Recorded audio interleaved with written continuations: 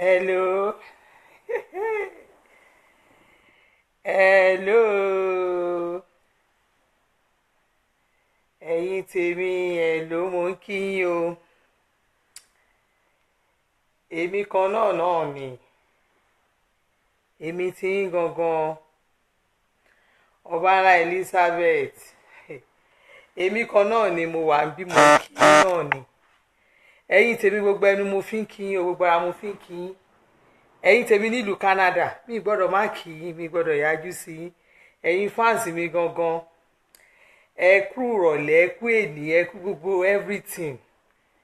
Mo ń kí yín gangan, ẹ̀yin tàbátà, mo ń kí yín. Ẹ̀yin tèmi tẹ́ wà ní Calgary, gbogbo yín ni mo ń kí o. Ẹ̀yin tí Vancouver, mo ń kí yín. Ẹ̀yin tẹ́ tún wà ní Toronto, gbogbo yín ni mo ń kí. Ẹ̀yin tí Montreal, in fact gbogbo yín ni mo ń kí. In fact mo ń kí everybody yín ni wípé ẹ kú gbádùn, ẹ kú ilé, ẹ kú iṣẹ́. Lágbára Ọlọ́run gbogbo ilẹ̀ máa kéré òkú délé. Anyway, mo wà nílùú Canada. Bóyá lómi àti máa wò pé kí ni ìyá ìwà ṣe ní Canada, kí ló ń bá káàkiri. She's just going up and down. Yes, I'm here today. I'm here live and direct. You know, you have to understand. Ọ̀rọ̀ ọmọ náà ló gbé mi wá bíbá yìí o. I came for my daughter's convocation. Ọmọ mi ló ń ṣe graduation, mo gbọ́dọ̀ wà ń bẹ̀, torí ẹ̀ mo ṣe wà ń bí. Ẹ rí i pé mo tán tilétilé ni ẹ̀yin tẹ́ ẹ ti rí mi tẹ́lẹ̀. Ẹ kú gbádùn, mo ń gbádùn gbogbo yín gan. In fact, I'm happy to be here. Lágbára Ọlọ́run gbé ilẹ̀ máa kéré oko délé. Màmá nìyẹn, yes o, sister mi, spoiled brat. In fact, mo ti wo fíìmù lady, mo ti fẹ́ wò pa. Ọlọ́run kó ṣàánú ayé mi. Mo tiẹ̀ tún wá débi tí náà wà tí gbogbo nǹkan wà. Kẹ́lẹ́, my sister, láti Port Harcourt ẹgbórí wọlé. In fact, I love you. I love you. I love you too much. Yes. Anyway, I'm here today. I just want to say hello to everybody that lives in Canada. That is my Nigerian people. If you are a Delta from Igbo, Hausa, Yoruba, Ishan, every one of us, we are one. Ọmọ Nigeria kan náà ni gbogbo wa. Yes, I'm here today to just greet you. I want you to ask me any question from Nigeria. You want to know what is happening in your area. You want to know if your chairman or your governor is doing very well. Or if you want to know if there is breach in your area, I will let you know. Because àwọn èèyàn ti wà ní àwọn kan wà ní America, wọn ò wá lé, wọ́n ti wà ní America, wọ́n ti wà nílùú Canada pẹ́, wọn ò wá sílé, wọ́n wà nílùú Canada ìtàn ń ṣayé wọn. Ẹ béèrè lọ́wọ́ mi, olófòfò Nàìjíríà ti débí. Ask me any question, I will tell you. Máa sọ bá àdúgbò yín ṣe rí. Bẹ́ẹ̀ ni. So mo tún wá wá, in fact I'm here today. Yes, congratulations. Yes, your kid sister, God bless you jàre. Ẹ ṣé mo jàre. Alálẹ̀ àtù, mo jẹ́rìí yín. Alájà Mújídé Àtàjàlá, ẹ kú birthday ní ẹjọ́. Ẹ bá mi send kéèkì tèmi through DHL. Ẹjọ́ nítorí Ọlọ́run. Ẹ̀yin tèmi ní Káyé, mo ti ń retí àǹtí Níkẹ́, wàhálà yìí ti ẹ̀ pọ̀. Ẹ tún béèrè àtàgígún. Gbogbo ẹlẹ́ni àtàgígún. Wàhálà wà o. Anyway, ṣé wá rí èmi tí mo wá ń bíbá ilé ni o. Ó yẹ kí gbogbo yín mọ̀ mí náà. Èmi lọ́ba Elizabeth náà.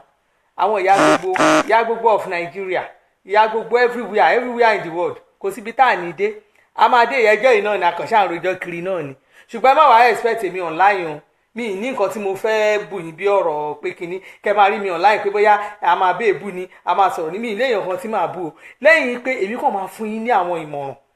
bẹ́ẹ̀ ṣe lè gbégbé ayé yín, how to live your social life tí ò tiẹ̀ ní sí nira. Nǹkan tí mo wà ń bẹ̀ fún ni. Kábíyèsí o, ọba olówó, in fact mo rí yín kábíyèsí. Ẹ ṣé sir, God bless you. Ọba Ọlásùnkànmí mi ti ga ní kábíyèsí sir, mo ń kí yín ni. Ẹ rí pé mo tún kọrin mọ́lẹ̀. God bless you. Tímì, mo ti gbádùn ẹ jù. Olókan ọgbọ́n mi, you are watching live, yes. Anyway, the reason why I'm here ni pé mo fẹ́ kẹ́ ẹ mọ̀ pé ìyá kan ti wọ inú Canada ẹ̀ wá. Èmi ò wá bíbá ẹ̀ wá jókòó, torí ẹlòmíì máa wò pé kí ni wọ́n á ṣe. Mi wá Canada wá jókòó, ṣùgbọ́n mo tún ní business in Canada. Ó yẹ kẹ́ ẹ mọ̀ pé iṣẹ́ aláàrú lèmi ń ṣe. Alizi Cargo, mo register ní Canada náà. mo register ní Canada, Lizzy Cargo wà ní Canada, wà ní Toronto, ṣóye yín. Èmi àwọ̀ kìlú mọ̀ ni, èmi ò lè débì kankan kí n wá dodge, mi lè dodge ara mi torí mo wọlé dáadáa ni, mo wọlé tẹrùtẹrù ni o, bí mo ṣe wà yìí mo wọlé tẹrùtẹrù. Ask me anything, ẹ bèèrè lọ́wọ́ mi ní anything ní nǹkan nílùú tẹ́nídìí nílùú Nàìjíríà, ẹ máa bi mí léèrè máa dá yín lóhùn. Ó kàn jẹ́ pé most of nǹkan tí mo tó tèmi àtẹ̀gẹ́ kò ń ṣọ̀fẹ́ ló bá dé o. Gbogbo nǹkan tẹ́ bá ti béèrè ẹ ṣáà máa béèrè. Ẹ̀yin tẹ́ ti gẹrú tẹ́ gata gígún tẹ́ gẹ gbogbo nǹkan tẹ́ ti gẹ oríṣiríṣi nǹkan pẹ́ yẹn, orí tó jẹ́ pé tẹ́ bá lò báyìí nínú kí náà ti ń pè bá àgọ́ ara yín máa dán ní pẹ̀pẹ̀pẹ̀. Mo ti miss orí yẹn, mo ti ṣe dáadáa. Kò sí nǹkan tẹ́ fẹ́ o, kò sí nǹkan tẹ́ fẹ́. Mo ti wá lọ rí àwọn international, àwọn oníjẹ̀dí tó jẹ́ pé tẹ́ bá ti ń lo àwọn jẹ̀dí yẹn ẹ̀ ń kàn lù ni. Má lọ gé ìròbó yẹn o, má lọ gé ìròbó yẹn torí pé kí ni ẹ má jẹ́ ntàn yín. Àìmọye ẹlòmíì ti gẹ̀ẹ́dì ti pa sílùú òyìnbó. Yes, ẹ ló jàre brọ́dà mi ní ọmọ ìyá, in fact ọmọ ìyá, mo ń gbádùn yín gan, mo ń gbádùn yín, God bless you. Mo ti wá lóríṣiríṣi nǹkan lọ́wọ́ o, mi ì ṣeré o, in fact mi wá ṣeré o. Mo bá bí ọjọ́ mélòó tí mo fẹ́ lò bí báyìí, mo wá pẹ̀lú nǹkan ni o. Ìwọ táṣọ ẹ ti gbé òun aṣọ tó fẹ́ wọ̀, tó bá ti náwọn aṣọ gidi tó fẹ́ wọ̀ lọ sóde, pé mi tẹ̀mí, in fact ṣáàtì inbox mi àwọn aṣọ gidi correct, àwọn nǹkan gidi wà tó jẹ́ pé kíní tó bá jẹ́ tara yìí náà ni àwọn èèyàn oríṣiríṣi gbogbo nǹkan, gbogbo ẹrù wọ́n ní tẹrù lábùkó ń wọ̀lú. Ẹ má jẹ́ ntọ̀ yìí, gbogbo everything ló wà, everything. Ẹ pè mí, ẹ tẹ̀ mí láago, mo wà nílé báyìí lọ́wọ́lọ́wọ́ báyìí. Yes, I'm here. Where I dey Canada na I dey St.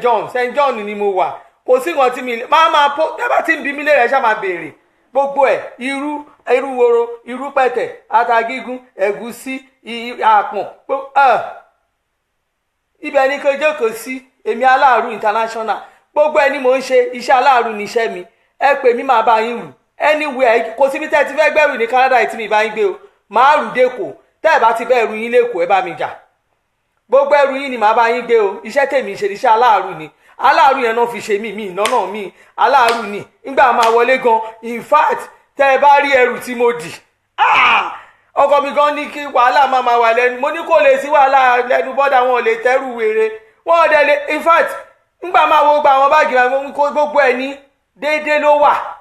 N bá bẹ̀rẹ̀ sí tẹ́rù, mo kàn rí pé wọ́n gbé káàdì kan síbẹ̀ pé àwọn ẹrù màdámù oṣù báwọn ò mú nǹkan kan bẹ̀, wọ́n ò dẹ̀ mú nǹkan kan. They took nothing. Nǹkan kan ṣo tí mo gbàgbé ni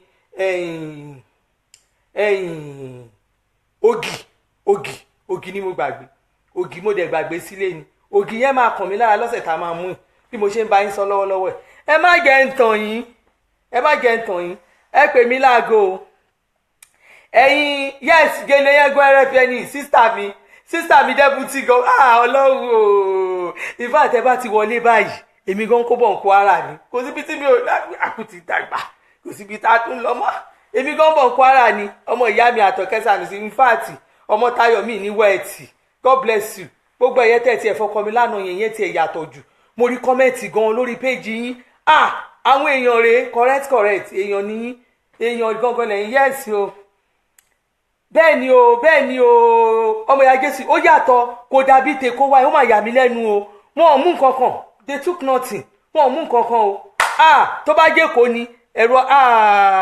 aláàánú ọkọ mi ti ń ṣe mí lẹ̀, láì ṣe pé àánú mi ti ń ṣọkọ mi lẹ̀ pé wọ́n ọmọbìnrin yẹn irú wàhálà wo ló wá kẹrù tó wá lè tó ìmú ni wọ́n gbọ́dọ̀ mọ̀ pé èèyàn wọlé. Wọn ò gbọ́dọ̀ a máa béèrè pé tẹ bá tẹ̀ sí ń rí kọ́, tẹ bá àwọn èèyàn gidi, àwọn èèyàn mi pọ̀ gan Canada yìí o. Tẹ bá wọ́n ti ṣe ń pè mí látànà, madam ṣe lélẹ̀ ṣe ẹjọ́. Mo ní àwọn nǹkan gidi gan lọ́wọ́ o, mo ní àwọn nǹkan. Ẹ má jẹ́ ntàn yín, ẹ má jẹ́ ẹ wò sí. In fact níwọ̀n bá ìgbà tí mo fẹ́ lò ń bí báyìí, béèrè ọ̀rọ̀ àdúgbò ẹ lọ́wọ́ mi, màá dẹ́ ẹ lóhùn o. Kò sí street tẹ sọ fún mi ní Èkó, bóyá ẹ sọ fún mi nílẹ̀ Kánò, tẹ bá sọ fún mi ní Maiduguri, màá sọ fún mi bí gbogbo ẹ ṣe rí o. Ẹ mọ̀ pé mi mọ̀, in fact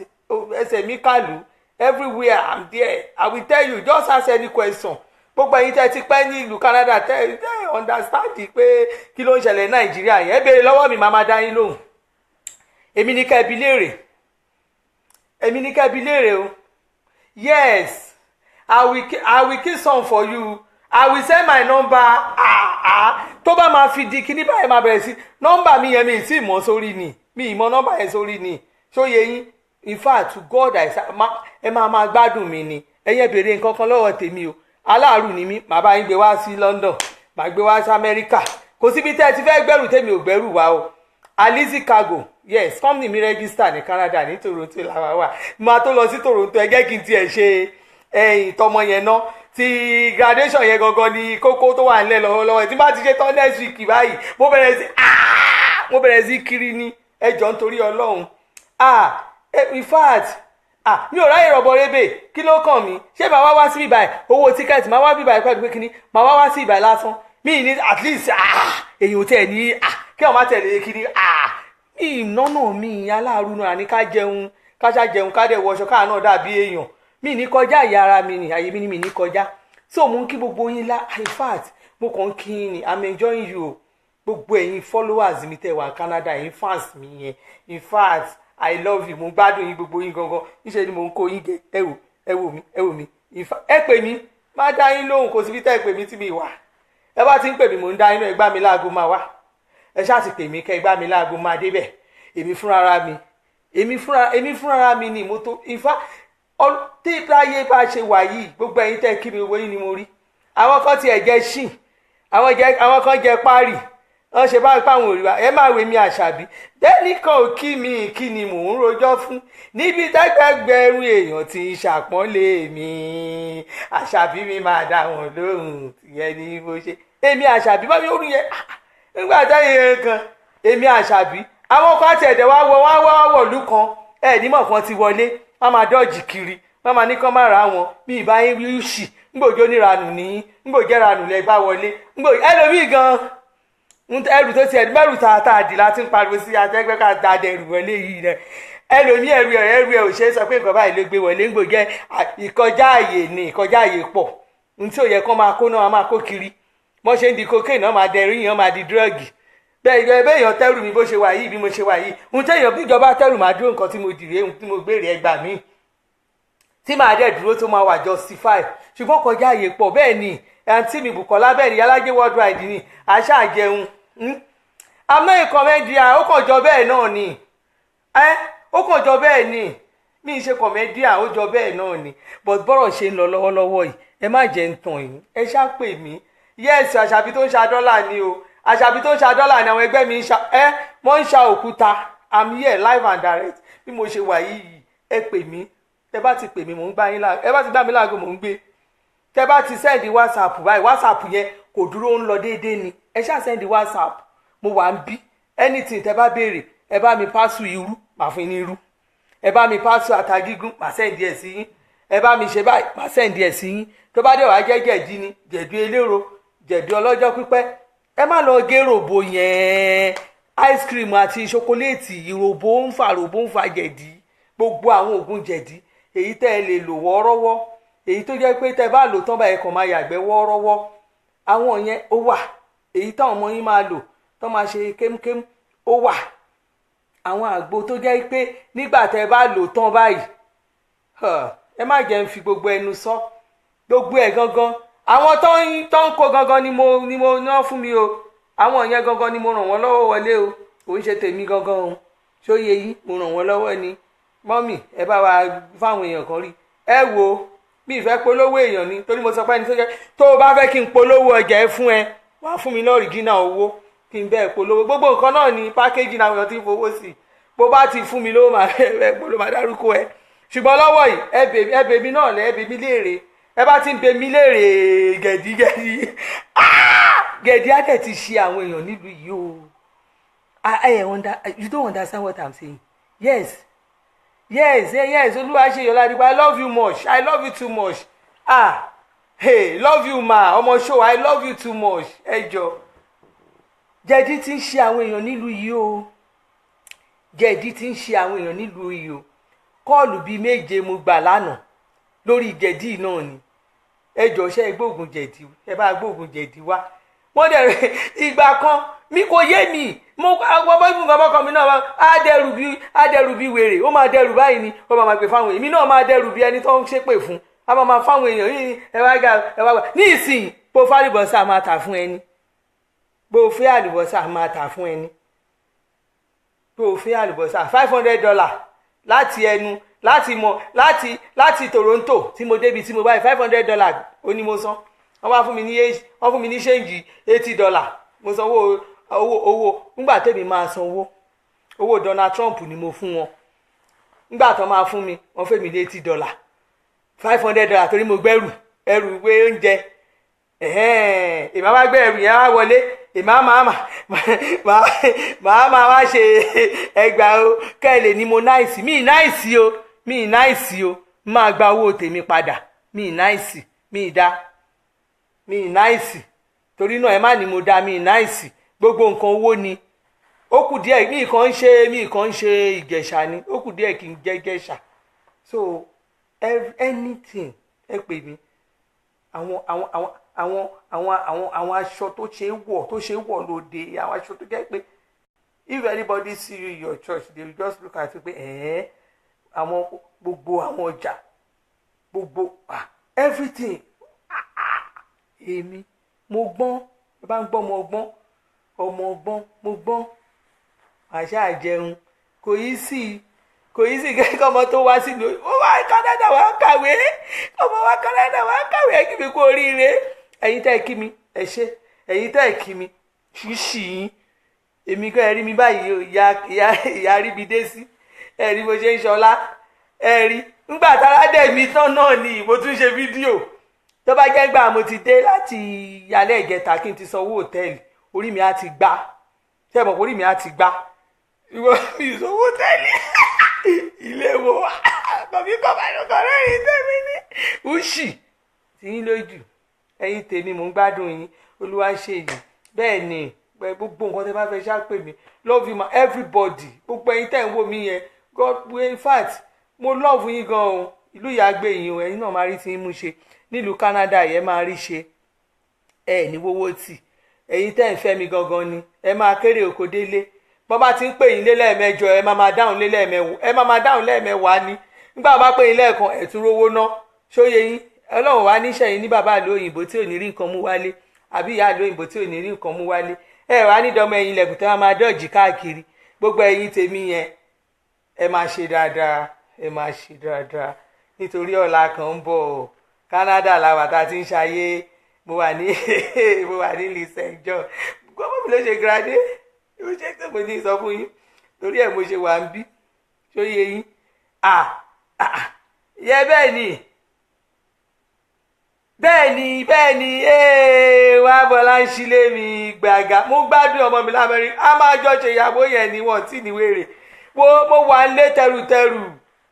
tẹrùtẹrù ara ẹ̀ náà la kójọ yìí mo wà ń lé báwo yẹn ṣe rí mi ní Canada máa rí mi kiri àwọn ìjọba Canada wọ́n ti gbàlejò èmi lè wọlé bó ṣe wù mí máa lọ máa bọ̀ in fact ń bọ́dà gan wá ní arábìnrin kí ni tiẹ̀ gan nílẹ̀ yìí gan ó ṣe wá lè tó yìí ẹ máa gbọ́ orí kọ́tán ní àgbẹ̀ kò tó jẹ́rú kò ní jẹ bàjẹ́ àgbẹ̀ kò tó jẹ́rú kò ní jẹ bàjẹ́ èmi ní lọ́ọ̀kì gan èmi tí mi ìkúdèlú Canada rí first time tí máa ń kọ́ débi ìbàdí nìyẹn nígbà tó máa bulú mi báyìí fíṣọ̀ ọdún 5 ní ìgbà yìí tọ́ni ọdún wá kọ̀ fún mi lọ́dá rí fíṣà èmi fúnra mi fíṣọ̀ ọdún 5 mo lẹ́yìn ẹ gbà pé kíkọ máa lọ kíkọ máa bọ̀ kíkọ máa lọ kí máa bọ̀ kí máa lọ kí máa lo ọdún 5 yẹn máa lo ṣége ẹ wò ẹ̀yin èèyàn mo máa bọ̀ ni ẹ ṣàràn mi ẹran mi iṣẹ́ ẹ bá ti kẹ́ pè mí ẹran mi iṣẹ́ Nàìjíríà máa sáré lọ máa tún padà ẹ bá tún yá máa tún ẹ má wàá kó bá mi ẹ má fún mi ní nǹkan mi o ẹrù aláàrú ìgangan ni mò ń sọ ẹran mi iṣẹ́ ẹ bá ti kẹ́rù jọ màmá yín kó kò síbi tẹ́ kẹ́rù jọ máa gbé. tó tún wáá kọjá abẹ ní pé Alice Cargo tó rẹ́gísítà ní Toronto yàláyà wọn èmi kẹ̀ ẹ ṣáà máa bá mi gbàdúrà ẹ máa bá mi gbàdúrà ọpẹ́lọpẹ́ gẹ̀ẹ́sì ọpẹ́lọpẹ́ ọkọ mi gentleman to the core jẹ́gẹ́ ló kúkú ń lọ àbẹ́ẹ̀rẹ́ mi báyìí ìyẹn lẹ́jọ́ wẹ́wẹ́ of Nigeria ẹ rí ìyá tí mi olórin orin làwa ṣá wọ́n jà kọrin ṣá ẹ̀ ṣáà rí kẹ́gbọ́n ti sọ ẹ̀wú mà yẹn ó tiẹ̀ ti ga jù fún kò mọ̀ tímì àbúrò tí mi eléyìí o ó fẹ́ ṣe graduation ẹ rí ẹ máa tó rí báyìí má máa ṣe báyìí bóyá máa pòrè èmi yìí olóríire ẹ ṣe God bless you mo ń gbádùn yín mo fẹ́ kẹ́ ẹ mọ̀ pé mo ti wọlé náà ni mo ṣe ń kí yín gbogbo ẹ̀yin a ní ká ẹ béèrè nǹkan tó ń ṣẹlẹ̀ fún mi ẹ béèrè nílùú yín o ẹ bá ti béèrè ládùúgbò yín kí ló ń ṣẹlẹ̀ lẹ́kọ̀ọ́ màá sọ fún yín kí ló ń ṣẹlẹ̀ Abẹ́òkúta màá sọ fún yín kí ló ń ṣẹlẹ̀ ní Kánò màá sọ fún yín kí ló ń ṣẹlẹ̀ ní Delta màá sọ fún yín gbogbo wọn tó ń ṣẹlẹ̀ bí mi léèrè ẹ béèrè lọ́wọ́ mi bẹ́ẹ̀ bí mi léèrè ń pa Ọ̀ṣínbàjò màá dá yín lò ẹ béèrè ń pa ọ̀rọ̀ Buhari tí ò yé yín ẹ bí mi màá dá yín lò tẹ bá kò sí nǹkan tẹ béèrè èmi máa dá yín lóhùn kí ni mò ń ṣe olófòfò yìí náà ni ẹ̀yin tèmi ní Canada ẹ bí mi léèrè o ẹ gbá mi láago ẹ sẹ́ndì mo sọ fún yín pé kò sọ́fẹ̀ẹ́ o no free kò sọ́fẹ̀ẹ́ ẹ béèrè ẹ bá ti ń béèrè àtàgígún ẹ béèrè bẹ́ẹ̀ bá fẹ́ yọ èkó gan máa fún yín níyọ̀ kí á níyọ̀ yọ tèkó lẹ fẹ́ lò ó wà ẹ wá irú woro irú pẹ̀tẹ̀ irú woro irú pẹ̀tẹ̀ irú gẹ́ngẹ́dì àtàgígún màgí náà gẹ́gẹ́ ẹ̀gà kíká ẹ̀gà dúdú ẹ̀gà ọlọ́sàn gẹ́gẹ́ gbogbo àwọn aṣọ tó dáa aṣọ ìgbàlódé àwọn jewelry gbogbo ẹ̀ correct wà nílẹ̀ mò ń kí yín dáadáa yes Adélẹ́yẹ too much enjoyment carry go mò ń gbádùn yín excellency minister mò ń kí yín ẹ̀yin tèmi tòótọ́ báyìí ẹ wo ó dàbọ̀ mo ti ẹ̀ ń kí yín I cite you o bá mi I cite you o ìyá ẹ wo I cite you tó bá ṣe é ṣe ni níṣe ni màá kọ́ ṣe kódà ní ọ́fíìsì mi yẹn tó bá ṣe é ṣe gbogbo àwọn nǹkan ayé ni mo kò sí nǹkan tí mi ní tà ń bẹ̀ máa tó sílẹ̀kùn bẹ̀rẹ̀ fẹ́ náà máa tó rí ẹgẹ́ ṣe graduation tán kò sí tẹ́mi ò ní ta Canada yìí ò yé ayébíká ti sanwó ìjọba ni n bá ti ń san táàsì kò sí ìṣòro tí mò ń san táàsì wọn àbí ṣé mo kọjá ìyàrá mi màá tún ti sáré wá Nàìjíríà màá tún padà lọ èyí tèmi ní Canada ìyá kan ti wà ń bí o èmi máa wọlé máa padà ní o ẹ ṣáà pè mí ẹ rán mi iṣẹ́ ẹ rán mi lọ́nà ẹ rán mi lè kóòdù mọ́ta pa àmàdé máa padà ẹ bá ti ń pè mí mò ń dá yín lóhùn àti kó lè kóòdù mọ́ta madam tẹ bá ti ń bọ̀ Edmonton ní kẹgbẹ́rù yẹn wá máa gbé wá fún yín kí iṣẹ́ mi bá láàrú gan náà mò ń ṣe ẹ ṣáà pè mí máa bá yín gbé wá anytime ya free tọ́ bá sọ fún yín pé ta ló free bí ẹsẹ̀ ayọ̀ nínú bọ́dà yìí mo free bí ẹsẹ̀ arọ èmi àṣàbí fúnra mi mo free call me tell me in fact báwọn èèyàn mi bá ṣe package wọlé ni màá bá yín kó àwọn ọmọ sí pop sí gangan máa package wọn sínú cargo máa rù wọn bọ̀ ni ṣùgbọ́n kò ṣeé ṣe àbí kẹ́ ẹ sanwó kẹ́ ẹ gba físà kẹ́ ẹ tó ṣerú nǹkan bẹ́ẹ̀ yẹn kò ṣeé ṣe àwọn tí máa gbọ́ ní Canada àwọn tí ti ń gbọ́ bẹ́ẹ̀ ṣe ń sọ excellency àwọn tí ti ń gbọ́ àwọn tó mọ̀ yìí gan ti ń gbọ́ wọ́n ti rí yín wọ́n ti rí pẹ́ gbórí wọlé ebí mi náà ni èmi àṣàbí ẹlẹ́jọ́ wẹ́wẹ́ of Nigeria èmi náà nìyẹn àṣàbí tí òkùnkùn náà yàn ń ṣẹ́ tòsí tó kàn mí àwọn kan forí gbálẹ̀ àwọn kan tiẹ̀ ní kí ló dé àwọn kan ní báwo la tẹ̀ ṣe wá tán àwọn kan ní gbòbáyà ẹ máa rọra Nàìjíríà yẹn àwọn èèyàn yín yẹn o àwọn kíníkan kí ló fẹ́ ṣe fáwa kò sí tó fẹ́ ṣe fáwa àwa àti dẹ̀gagun mú sí wọn lọ́rùn àti ń ṣe tiwantiwa torí gẹ́gẹ́ mi kú gẹ̀wó òdu mi ìgbà kọ́ńtíráàtì mi ìgbà kínní mi ìgbà kò tí ìbò tí n bá gbà kò tí ìbò ní kẹ́ má dìbò fún mi kábọ̀ ìgbà mi lè dìbò mi ìgbà kò tí ìbò ẹ wá mọ tó wá fọ́ ni o ṣe rí nǹkan tó wá fọ́ ni pé ńgbà mo ti dé Canada mo wá ń wo nǹkan kan mo wá dúró pé kán múná lọ mo ti ń retí kán múná lọ wọn ò múná lọ o mo ti ń retí in fact mo ti jókòó pé ọmọ bá mi bẹ́ẹ̀ ni ọmọ bá rí ni mi mo retí kán múná lọ ní wọn ò múná lọ o wọn ò múná lọ mo bá jókòó pọ́n máa múná lọ o ẹ wá mo fọ́ ní tì mo bá tún wá lọ ṣé ẹ mọ̀ pé màá ti jókòó sí ṣọ́ọ̀bù mi báyìí máa retí máa rá ẹlẹ́ran wá ń bí ace bá mi pọ̀ mo ní látò ń lọ yẹn mi ì rí mo wá jókòó mo wá dó bí màá ti ẹ̀rọ àwọn tó ń tẹran àwọn ẹlẹ́ran máa kọjá káwọn ẹlẹ́ran ti ẹ̀gbẹ́ran kọjá ẹran rèé o mi ì rẹ́ ẹlẹ́ran kó kọjá tẹ bá tẹ wá aládùúgbò tọmọ mi ń gbé mo wá ń wò ké báyìí pé wọ́n ọlọ́mọ ayé kí wọ́n máa ṣe rìn kẹ́ mi ì rí èèyàn kó tiẹ̀ ṣe ẹ̀ ló màdámà wà yù mo ní tèmi bá mi ṣe mo lè dúró bí báyìí ọlọ́run o wọ́n tẹ̀ tí wá lé èrò pòun Toronto yẹn náà bóyá tí n bá dé Toronto bóyá bá ráwọn tí mo fojú jọ ǹjẹ́ ká dẹ̀ jáde ká máa kiri o ká tẹ̀ wá ká máa lọ o pé bàbá dẹ̀ ṣe ń lọ o let me just go maybe lábàá lọ làwọn onú mọ́tò láàṣẹ wọ mọ́tò báyìí ni mo bá jókòó ni mo retí standing in fact ẹ wo ẹ má jẹ́ kí n tàn yín jẹ tá a fi débi tá a lọ bí ìrèyàn kan tó mú standing o ni mọ́tò ń gbé wa lọ ìyẹn mọ̀ pé mo rò pé bá jẹ́ London ni àti rí standing bá ti wọ public bus ní London bẹ́ẹ̀ ni ẹ kú lé ojàre ọmọ bàbá mi báwo ni àbígbẹ̀yìn ìyá mi mo ń kí ẹ George Debo mo ń kí ọmọ dáadáa wa lálùbáríkà wa lájọ láṣọjọ pé mo ń gbádùn ẹ ọmọ mi ń kọ́ tóbi lọ́ba mo ń kí ẹ ojàre mo bá dèdè pé ká tiẹ̀ dẹ̀ máa lọ lábá ń lọ nígbà tá là ń lọ mo ṣe débẹ̀ yẹn báyìí mo bá ṣe wọ mọ́ọ̀lù yẹn lọ nìyẹn o láwọ mọ́ọ̀lù lọ ní mọ́ọ̀lù ni mo ní wọ Ọlọ́run o nǹkan tí ń ṣe mí o nígbà tí mo wá ṣe kan n bá lọ wọ ibi tó ti ń ta record store àwọn ibi tó ti ń ta àwọn cd àwọn oríṣiríṣi nǹkan yẹn Èkó Òdùmọ̀ Tambo ẹ máa gbọ́ ń bolẹ̀ ti fẹ́ gbọ́ anímì ìgbé kódù bó lè ṣe ń sọ bá anímì rẹ lẹ́ran mo ní kí lọ rẹ lẹ́ran ní títì àwọn ẹlẹ́ran ti máa ń pẹ̀mí rẹ lẹ́ran títì ẹ wá mo do you know the funniest part of it mo bá wọnú record store yẹn ni mo róríṣiríṣi ẹ mọ àwọn turntable ayé àtijọ́ rẹ́kọ̀dù oní plate yẹn ó sì wá o ni mo bá rí wọn lóríṣiríṣi ni mo bá dúró ni wọ́n bẹ̀rẹ̀ sí wò nígbà tó wá tó ṣe mo ní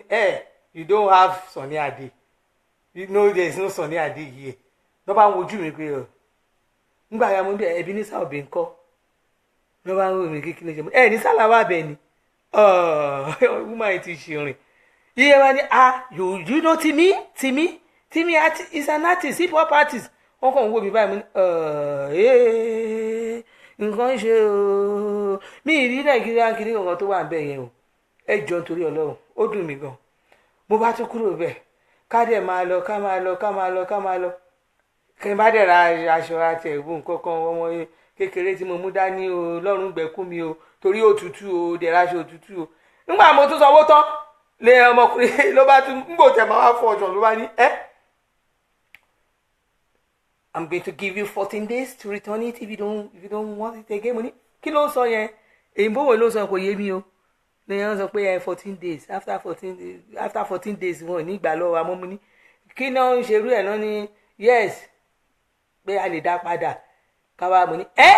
dá kí ni padà o ò lè ra nǹkan ní Èkó ra nǹkan kan ní ṣọ́ọ̀bù kan lẹ́kọ̀ọ́ kó ló fẹ́ dá padà tí ẹ bá ẹ níbo tó bá tiẹ̀ ti rà lẹ́sẹ̀kẹsẹ̀ bó bá ti bọ́ ta bá tiẹ̀ lọ nìyẹn bó bá padà dé màdàmú gbà mú wọṣọ yìí ṣe ló táìtì mi ní ń bo tó bá pẹ́ o fẹ́ kó kù tàwọ̀ bí ó ní rádaràda kákáká ẹ jọ̀ọ́ Ọlọ́run kó ṣàánú wa nobody shout Èkó Òdùmọ̀ ta o bọ́rìn jàre ẹja dúdú àkàrà kò sí nǹkan tó jọ bíbẹ̀rẹ̀ ti fẹ́ rí ẹ wo ó yàtọ̀tọ̀ síra wọn bóyá lọ́mọ bá ti wá bá wa lónìí ó ti ṣe tán bí iṣẹ́ bó ṣe wá gbé wa nìyẹn pọ́nmọ́ mi pé máa ń sọ fún àbúrò ẹ̀ pé a máa ṣe nǹkan ǹjẹ́ báwo bàbá bẹ̀rẹ̀ sí ọjọ́ yìí ẹ̀yọ́ Ọlọ́run kó ṣe dáadáa fún wa lù yìí o Ọlọ́run kó ṣe dáadáa o àní rí dààmú o Ọlọ́run kó bá wa tún lu Nàìjíríà ṣe o kí ló wá dáa o a ní mo retí kán múná lọ wọn ò múná lọ o gbogbo nǹkan gbogbo ẹ̀ kàn lọ déédéé ni gbogbo ẹ̀ òtí ẹ̀ sí ìnira kankan rárá abájá àwọn aráàlú òyìnbó ara wọn ṣe máa ń tutù ojú wọn ṣe máa ń fírẹ́ṣì wọn ò níṣòro iná lọ déédéé àtẹ́gùn ń fẹ́ kò sí ooru tẹ bá rọ́wọ́ mi ọkùnrin yẹn tẹ bá rí ojú ẹ̀ ó máa ṣọ̀rá ni ó máa ṣe omi lójú ojoojúmọ́ báyìí wọ́n máa ṣọ̀rá lójú á lóun wà rẹ́lì láti àárọ̀ báyìí nothing kò sí tó jọ ojú ọmọ ti ń wálẹ̀ lẹ́ni mọ́mì there is no people say gèmí people ṣe sálọ thank you gbogbo ilẹ̀ máa kéré oko délé love you all I love you all ẹ máa kéré oko délé yes o ọmọ làbá kẹ́lás wife ẹ wá Canada náà ó yàtọ̀ ẹ mọ̀ pé ẹlòmíì tẹ̀ kú lè pè mí lára oko kó ní kí ló tiẹ̀ ń ṣe woman pé kínní èmi ti ná gbàrà mo ti ná gbòòrò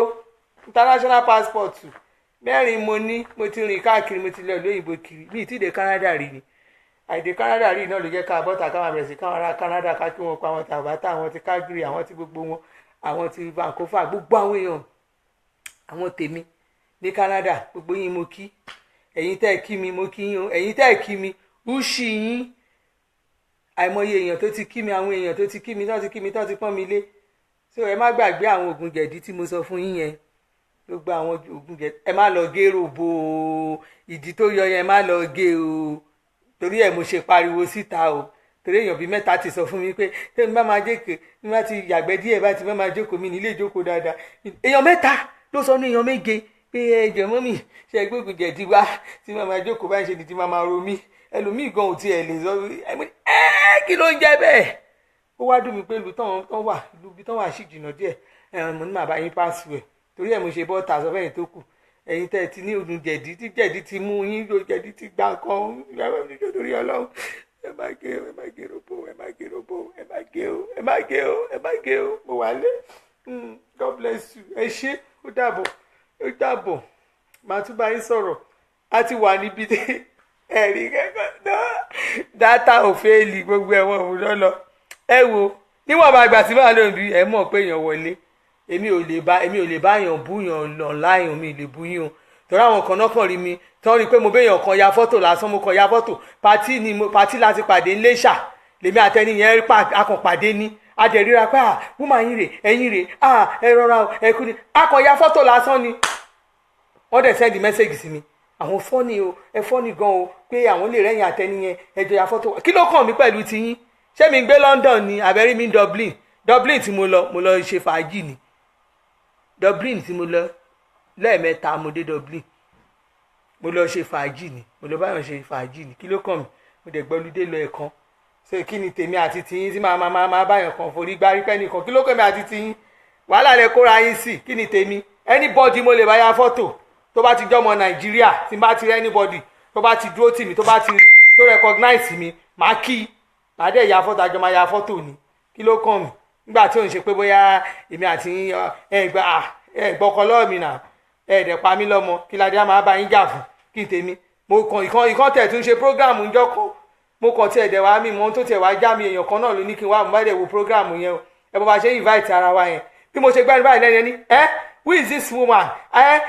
Àwọn kìnnì kan èṣù ni wọ́n ó wà ńlẹ̀ fún yín. Ẹ kú òṣì kẹ máa dàárín àwọn èèyàn rederú kẹ bọ́ síbí èmi Paul èmi ni Tapolo kẹ nítorí pé ẹ̀yin pé kìnnì kan àwọn yẹn náà inú wọn dùn wọ́n dàárín wọn eléyà sọ má dá lóhùn èṣù ni ó ti wọ péjì wá má jẹ́ ó sọ̀rọ̀ ó má jẹ́ kó mú kàn wọ́n wò báyìí tẹ bá rí njọ́ yẹn wúmọ̀ yẹn bú mi tó jẹ́ pé lónìí ọba Adé Buhari fake profile kí ló wá ṣe ń bí kí ló ń wá kí ló mú ni kí ni náà ó má dàbí ipò rẹ̀ yìí ó dàbí para yìí ó dàbí ipò rẹ̀ yìí díẹ̀ èmi ò wọ́ online wà búyàn bẹ́ẹ̀ ṣe fẹ́ live social life yín bẹ́ẹ̀ ṣe máa súnmọ́ ìyàwó yín dáadáa tí ò ní sí kọ̀sẹ̀ bẹ́ẹ̀ máa ṣe bá àwọn ọ̀rẹ́ yín ṣe tí ẹ̀ ní wàhálà bẹ́ẹ̀ àtọkọ yín ṣe máa gbégbé ayé yín tí ilé yín ò ní dàrú bẹ́ẹ̀ ṣe máa bá àwọn ọmọ yín gbégbé ayé wọn táwọn ọmọ yín ò ní ìdààmú ní ayé wọn òun ni iṣẹ́ tẹ́ máa ṣe èyí tẹ́yìn òfin ní ìdààmú ọ̀rọ̀ àwọn ọ̀rọ̀ bẹ́ẹ̀ lèmi fẹ́ bá yín sọ àwọn olórí àwọn bísínẹ́sì yín orí ọ̀rọ̀ tèmi fẹ́ sọ nìyẹn ẹ̀yin tẹ́ wàá lóyìnbó tó jẹ́ pé bóyá ẹ̀ tẹ̀ tí ní kankan tẹ́ filẹ̀ sílé orí ẹ̀ mo fẹ́ bá yín sọ ẹ̀yin tó ti lù ń jìbìtì tó jẹ́ wọ́n ti gba yín kíní orí àwọn kan báyìí lèmi fẹ́ sọ lórí àwọn ọ̀rọ̀ ìjọba wa nǹkan tó ń lọ́ọ̀lù ó lèmi fẹ́ sọ kí ló kàn mí pẹ̀lú kíní èmi máa try máa fẹjú fò lórí online sọ̀rọ̀ náà wá easy àti sọ ni màá rẹ́ ṣé ká ẹ lè sọ pé mo fẹ́ lórúkọ àbí kí n lè ní follower ni mo ṣe máa dé sí màmá àtẹnitó yẹn bú àtẹnitó yẹ kí n bú màmá bú lórí online torí kíni àwọn wèrè yẹn dẹ̀dẹ̀dẹ̀ àti oríṣiríṣi àwọn ọ̀rọ̀ burúkú àwọn èèyàn mi bíbélì máa pé òun ní àwọn èèyàn mi ṣé ẹ mọ nǹkan tí bíbélì sọ ó ní àwọn èèyàn mi kùnà nítorí pé wọn kò ní ìmọ̀ torí pé àwọn èèyàn wa ò nímọ̀ ni why will I follow non-entity why will I choose non-entity as my fans why will I say okay àwọn eléyìí o àwọn ni màmá ẹlòmíì gan kò ní nǹkan mi tó fẹ́ tó bá ti in fact àwọn live talk tó máa ṣe lé wọn láǹfààní wọn ní gbọ́ yẹn o àwọn live prayers tó máa gbàdúrà torí wọn tá ayé wọn máa nítumọ̀ tí ogun ayé wọn máa ṣẹ́ wọn ò ní lísìn sí yẹn o wọn ò ń gbọ́rù nǹkan bẹ́ẹ̀ yẹn o ẹ jẹ́ kó dá àwọn kìíní àwọn èèyàn wá á máa ṣe rán dandan God bless you love you ìyáàfin àpéjọ yes ìyáàfin I'm enjoying you God bless you àti Fúnláyọ̀ Akínluyì mò ń gbádùn yín ẹ̀yin tèmi Solomon Gift safe trip bàbá yín náà mo gbádùn gbogbo yín gan ẹ ṣé gan gbogbo yín tẹ̀lé wá kọ́kọ́ mi birthday greetings orí mi wú gan ẹ ṣé gan God bless you all love you mo ń gbádùn bí kí n má kúrò láì ní kí n má kúrò láì ní ṣùgbọ́n mo sì ń gbádùn yín mo ń gbádùn yín ẹ̀yin tèmi Canada làwà tá a ti ń ṣayé ẹ pè mí ẹ gbá mi láago màdáìlò Canada line ni gan màá tún sẹ́ẹ̀dì ẹ̀ sí kò sí nǹkan kan kò sí gìrì kò sí èwù lóko àbí gìrì àparò kò sí èwù lóko Canada èmi àmà wọlé jáde ni mi ìrà yóò ṣì máa wọlé mi ní kọjá òfin ìjọba mi ní kọjá èmi ò lùfin ìjọba èmi lùfin ìjọba Nàìjíríà mi ìdẹ̀wà lè lùfin ìjọba Canada máa mọ̀ bára mi gẹ́gẹ́ mi ni máa lọ ṣé ó ti yé yín èmi nìyẹn o èmi màmá adéṣẹ̀wá àríbidé sí Canada ojú ẹ ti rò kẹ́ máa pè yín pé máa kẹ́ ẹjọ́ ṣá máa rí àyè lọ́dọ̀ yín ó ṣì yín àwọn olófò tútù ó dàbọ̀ love you.